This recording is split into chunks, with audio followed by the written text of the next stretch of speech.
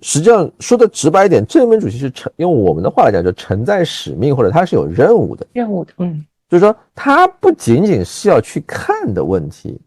他得把这个东西转化成岛内的这种行动，让两边能够相向而行来解决问题。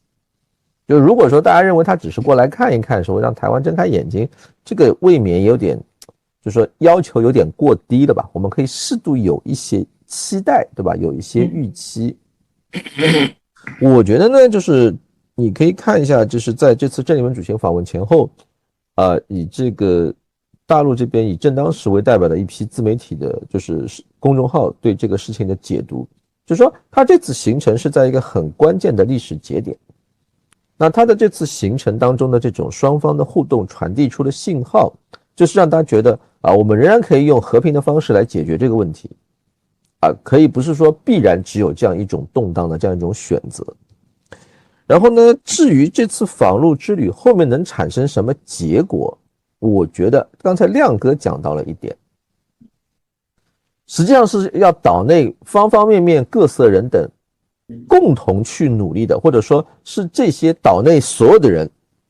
最终努力之后产生的一个合力的结果。你也倒不能说让郑义文主席一个人去包打天下，他也不是超人，对吧？他有些人现在岛内很明显嘛，至少已经区分出了三类人。第一类人就是跟郑义文主席一样，认为两岸之间这种交流、这种和平、这种合作、这种交往，第一是有好处的，第二是应该加强的，第三双方的关系应该是搞得更加紧密的，所以应该去积极落实。然后呢，积极落实当中的第一步，可能就是勇敢的把自己看到的真实的情况说出来，勇敢的对于那些在那儿搞信息茧房的胡说八道的那些东西要顶回去，对吧？然后要有就刚才亮哥讲的，那你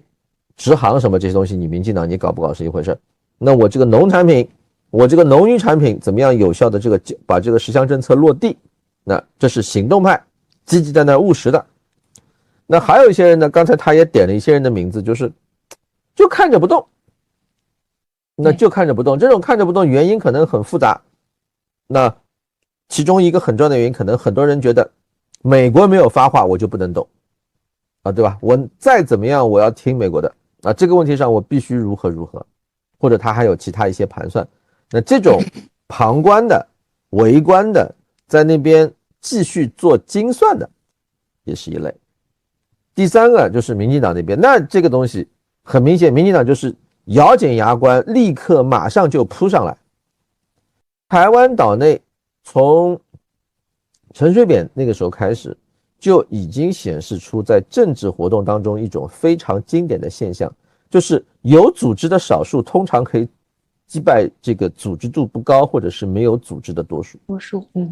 对吧？就是说这种多数，不管呢，我们现在看到一方面我们必须面对这样一个基本的现实，就是无论是郑义文主席来这儿还是他带回去的消息，确实你可以支撑一个这样的判断，就是岛内的多数民意是支持用和平的方式去解决问题，是支持去双方靠拢、强化交流、互相开展合作等等这样一些东西。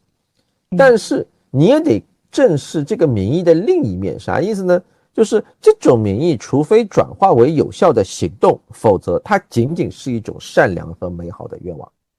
而在这个转化的过程当中呢，你也不可能靠第一大陆单方面只有大陆给出努力，那边完全没回应，那这个就是不会有效果的。第二个，你也不能指望少数人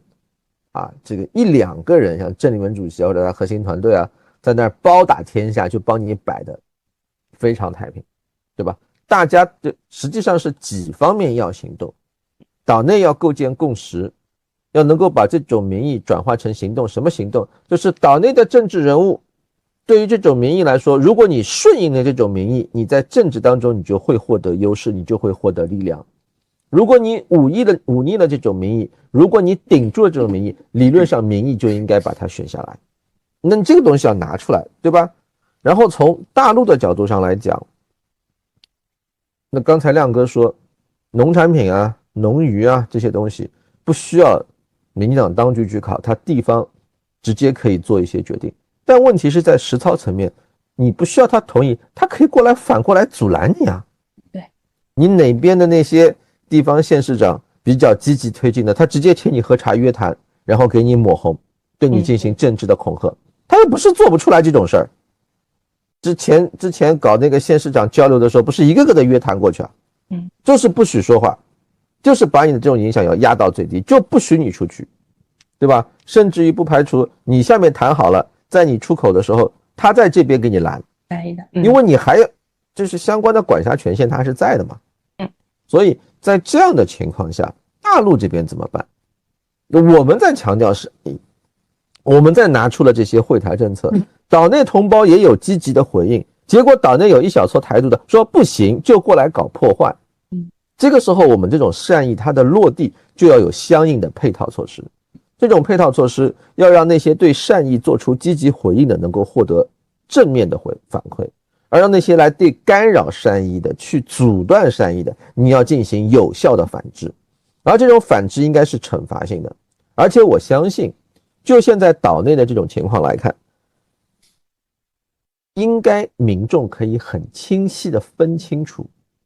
哪些事情是大陆的善意，哪些事情大陆的惩戒绝对不是针对岛内同胞的，尤其是不是针对那些对善意做出回应的同胞的，而是针对的那些阻拦这种善意能够落地的台独势力。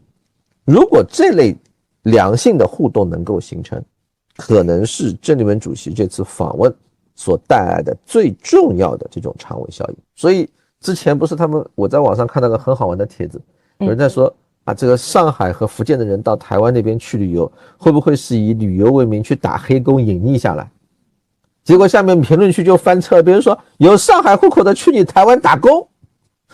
直接就开骂了，就证明 no sense， 就是说这种经济发展双方这种活动的这种改变，它会在常识层面让抹红变得不可行。原先还有一条就是抱美国大腿，对，弄把尚方宝剑过来，在 AIT 里面拿一条东西来批一下，表个态，好，你完蛋了。但现在这条路不通，特朗普5月份还要来呢，还巴巴的指望着那边要来，大两岸之间的这个关系，而且越来越朝着有利于大陆这边的方向在那儿走，所以民进党开始会急。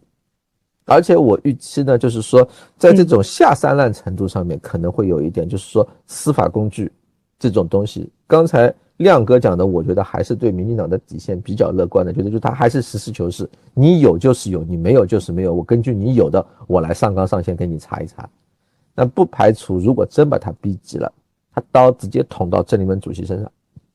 直接罗织一些什么东西，从那种就是原先在冷战时期遗留下来的那些相关的规定当中弄点什么东西往上面去套，即使不动它，动几个在两岸交流当中实务层面发挥重要作用的人，就用政治罪名进行侦办，然后这种事情然后塑造一种新的寒蝉效应，这是目前看下来民进党后续最有可能去加出来的戏，大家还是要保持充分的警惕和关注。